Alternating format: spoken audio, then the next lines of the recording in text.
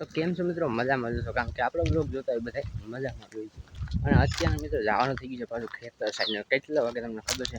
હું બપોરના 2 વાગે જ બ્લોગ બનાવું છું.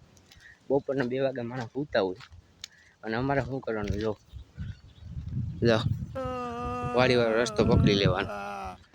અને આજ તો એમને જવાનું થઈ ગયું, કારણ કે હે ને હું તમને હે ને ત્યાં જઈને કંઈક કેમ અહીંયા ને બપોરના 8 વાગે આવવાની છે.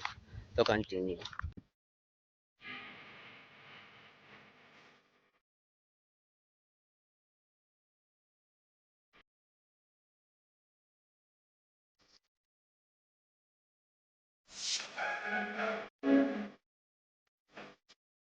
અને મિત્રો આપણે રસ્તામાં જતા આપણે રસ્તામાં એક વસ્તુ મળી ગઈ.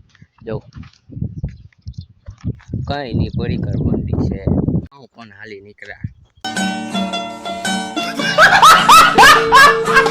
તમને આ ઓલો ખટારો દેખાય? હા મેડમ, એ આપણો જ છે સપનામાં. लेकिन लौंडा यहाँ नहीं रुक।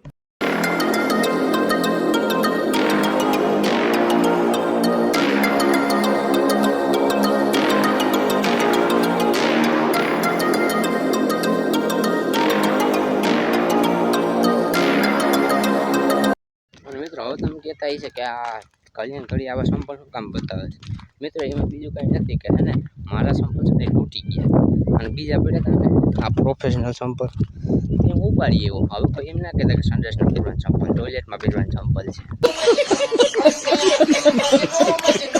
ફાઇનલી મિત્રો ખેતરે તો પહોંચી ગયા, પણ પહેલાં હું તમને હે ને સોયાબીનનો વ્યૂ બતાવી. તમે જોઈ શકો છો.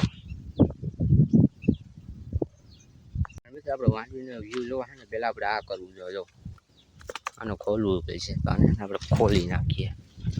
બહુ વજન છે.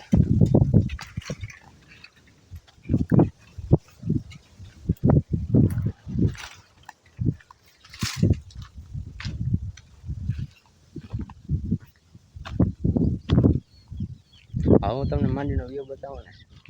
ટાણ ટાણ તમે કંઈક જોઈ શકો છો આપણી માંડવીનો વ્યૂ. એમાં કંઈ ઘટે જ નહીં, ઉડે તો જા, બાકી બાવળી 72 દીની દાજ કાઢ્યો મારા બાપ તે.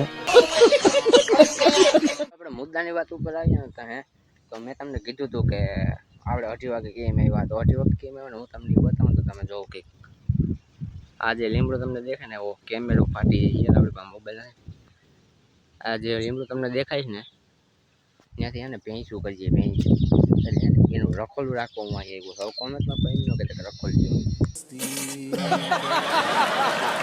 હું તમને માંડવીનો વ્યૂ બતાવો ને તો તમે જોઈ શકો છો.